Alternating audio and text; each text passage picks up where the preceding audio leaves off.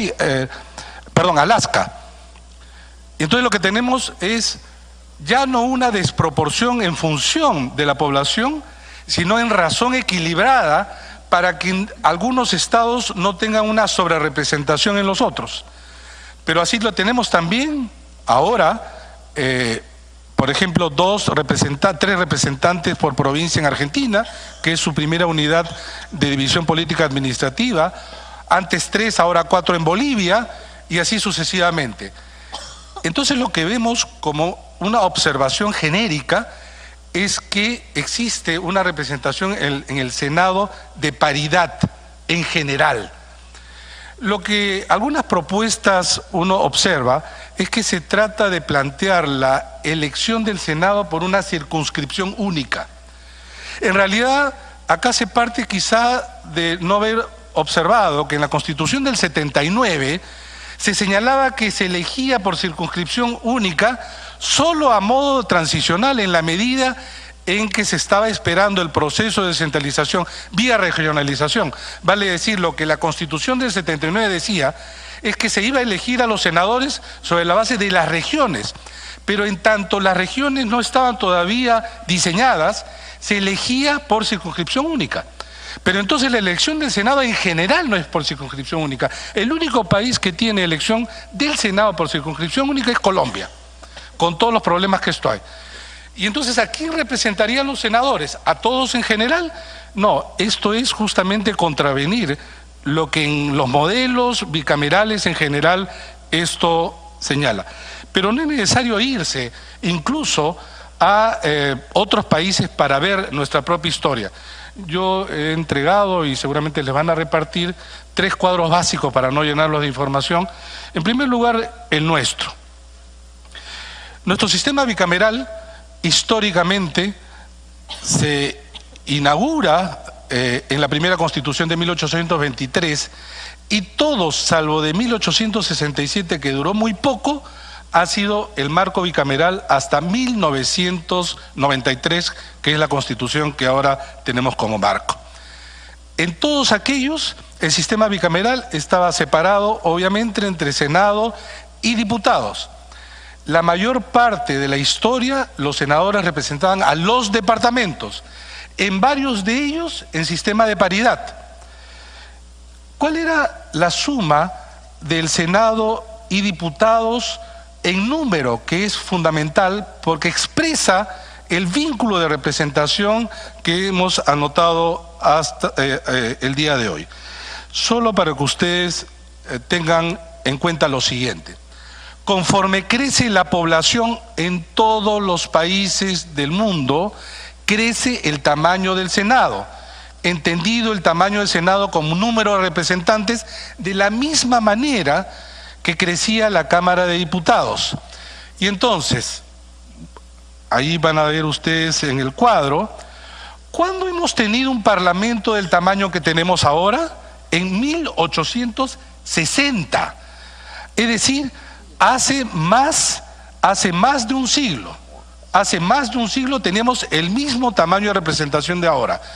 Podríamos pensar incluso, dado ese tamaño, que el Parlamento de 1860 era muchísimo más representativo que el actual. Y el actual solo es comparable entonces con los parlamentos del siglo XIX y con los parlamentos en América Latina de muy tamaño, y es el segundo cuadro que quiero mostrar. Por favor, allí tienen ustedes en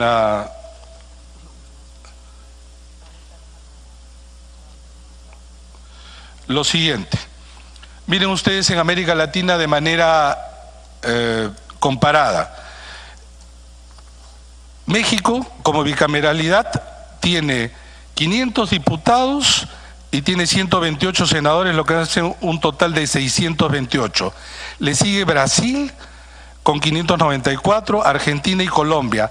Hasta antes de 1993, nosotros ocupamos el 5º lugar en América Latina, porque teníamos 180 diputados y 60 senadores. Hoy nosotros estamos por debajo de Ecuador, Guatemala, Chile, Bolivia, Venezuela, República Dominicana, pese a que tenemos una población electoral muchísimo mayor que estos países. Es decir, hoy día ocupamos el puesto 11º en América Latina. Somos el país más subrepresentado de toda América y uno de los países más subrepresentados en el mundo. Porque si bien esto no es motivo de una ecuación exacta, lo que sí podemos entender es que no puede haber países con más población electoral que tengan obviamente menos representantes. ¿En dónde podemos encontrar sí un cierto parecido al Perú? En los países extremadamente poblados, donde evidentemente la relación representantes y representados comienza a crecer, porque ahí ya hay un punto de quiebre. No puede haber pues no puede haber un parlamento, aun cuando lo hay, de más de 2.000 personas. Bueno, el parlamento chino es un parlamento extremadamente grande. Esto ya no es un congreso, sino una asamblea extremadamente numerosa, donde ciertamente la posibilidad de que se discuta en los plenos, como se hace en los congresos, disminuye ostensiblemente. Entonces, y acá el tercer cuadro que quiero mostrarles es lo siguiente.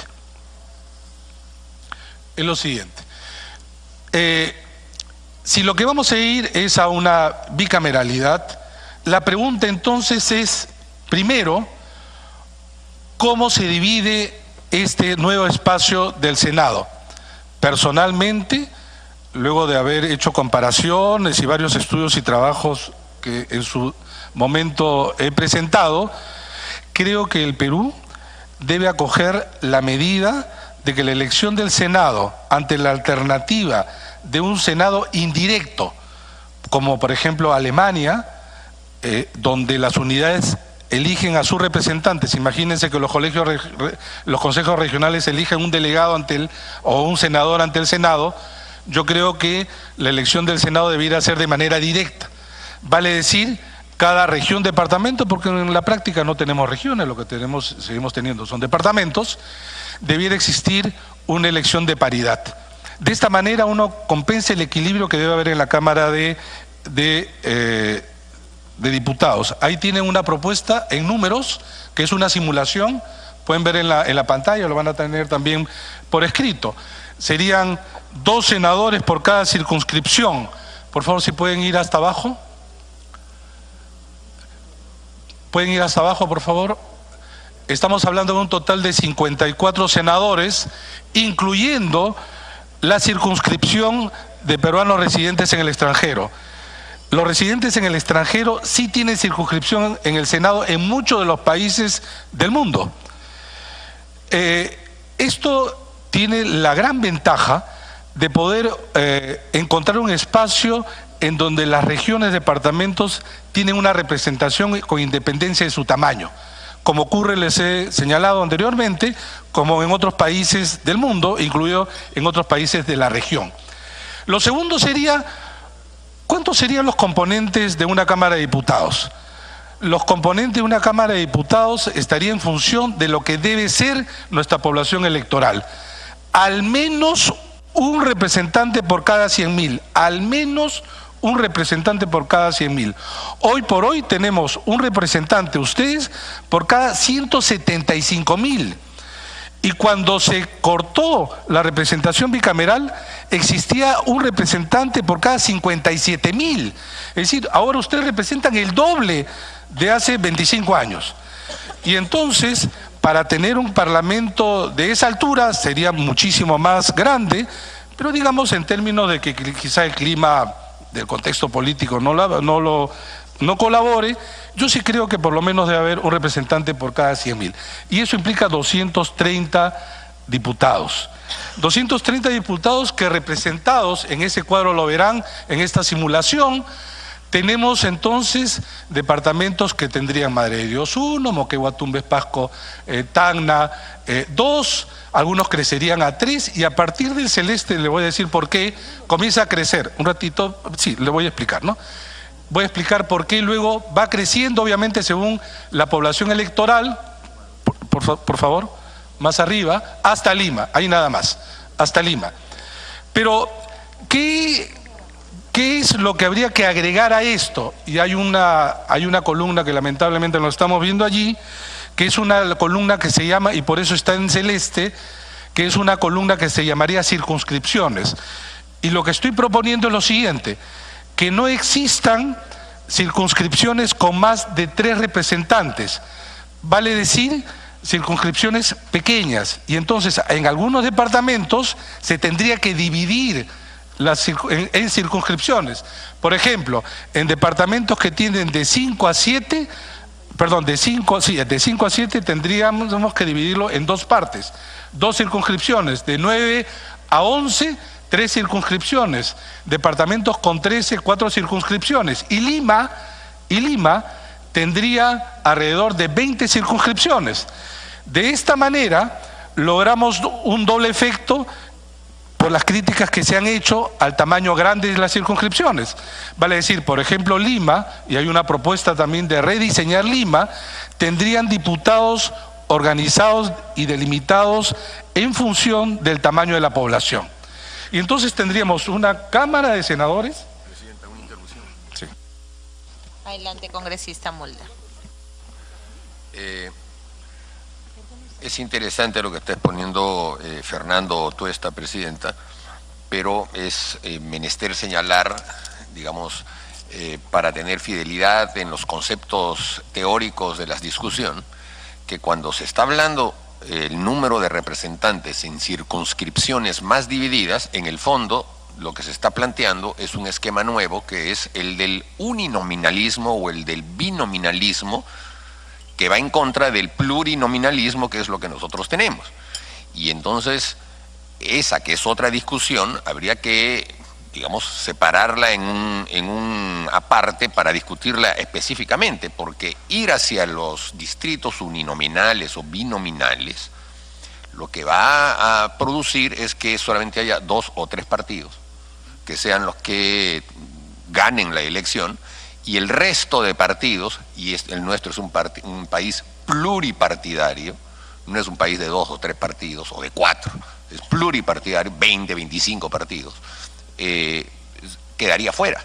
Porque si usted establece una circunscripción en la que solamente hay 2, o Lima la divide en varias circunscripciones, esos 69 van a salir 2 o 3 por circunscripción, nada más.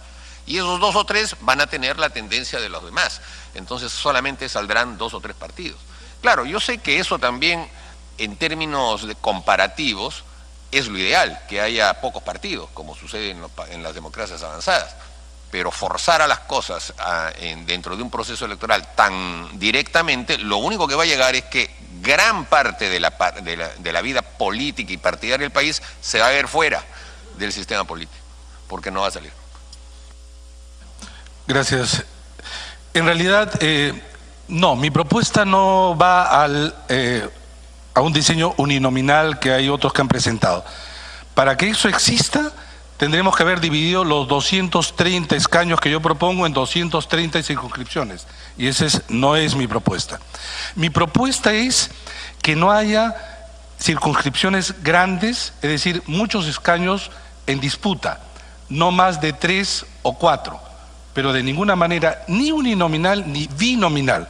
Puedo pasarle la propuesta un poco más detallada, pero por su intermedio, señora presidenta, en realidad esa no, repito, no es mi propuesta. Mi simulación, que lo van a tener ustedes, espero ya la dieron, la tienen en el papel, lo que hace es dividir en proporción en los departamentos, cada departamento, ya que está en la primera, lastimosamente no ha logrado tener una.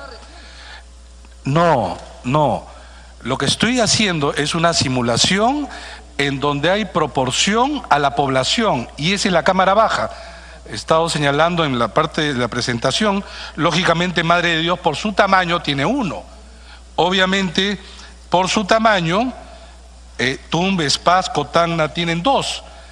No hay otra posibilidad con 230, salvo que se quiera crecer, digamos, a 300, entonces estos departamentos tendrán en proporción quizá un poco más. Mientras más el número de escaños, obviamente más posibilidad que los departamentos pequeños tengan más. Lo que estoy haciendo a partir de la parte celeste son aquellos departamentos que tienen más de 4 escaños, simplemente dividirlos en 2 o 3. Presidenta Congresista Consuegra. Corta. Una regla, Presidenta, es que en la medida en que se reduce el número de representantes, disminuye el número de partidos que puedan salir elegidos. Por ejemplo, si aplicásemos la regla de 2 senadores por circunscripción al resultado electoral de la última elección parlamentaria, yo diría que los 69 senadores van a pertenecer al mismo partido, porque Fuerza Popular ha ganado en todos los departamentos, y con 2 por departamento, ni hablar, pues copa todo. Es decir, sería solamente en el caso de Lima en el que pudiera haber entrado uno y quizá otro partido más, pero en todos los demás cerrarían por el propio peso de la cifra repartidora. Presidenta, si la Congresista propia Alcorta. sustentación a través de la presidencia al señor Tuesta es de que por cada 100 le daría un representante, y hemos visto la injusticia que hay en el caso, por ejemplo, el día de hoy, de Purímac, Madre de Dios, que tiene un representante. Si ese congresista cae, se quedaron sin representante, hasta que entre el otro exercitario, o sea, hay una orfandad. Pero yo creo que el tema de la representación en la Cámara, que a mí en lo personal me es igual, creo que el tema está no en verlo el tema del costo y cuánto va a costar, que es lo que más se ha manejado en todas partes. No es un tema de costo, no es un tema de cuánto nos va a costar y que de los 130, 30 senadores y 100 diputados, no es así. Ese tema de costo, cuánto va a beneficiar hacerlo bien, lo que se haga, hacerlo bien. Pero poner 2 representantes por cada región es realmente muy poco. Creo que no, así no va a funcionar. Más allá no coincidiendo con la opinión de Mauricio Mulder, sino que creo que 2 representantes eso no va a funcionar, porque si tenemos un referente del censo de la población, el referente del censo ha sido realmente un poco nefasto, ¿no? Nada más, gracias. Gracias, congresista Alcorta. A ver, Doctor Tuesta, para que continúe. Sí, yo quisiera aclarar que son 2 tipos de representación. Una poblacional, al que estoy justamente señalando que es un promedio de cada 100.000 electores, un representante, y otra cosa distinta es la representación en el Senado a partir de la región, departamento. Ojo, mi propuesta es 2. Ustedes pueden acordar que sea 3, como hay en otros países, pueden acordar que sea 4, como hay en Bolivia. Eso es una decisión del debate que ustedes puedan dar. Estoy simplemente señalando cómo es a nivel comparado y cómo se puede proponer. En el caso que estamos viendo ahora es en relación a la Cámara Baja. Y la Cámara Baja, la asignación de escaños es en proporción, es una fórmula matemática, no es un problema de justicia, de injusticia, es en proporción a la población, ojo, electoral.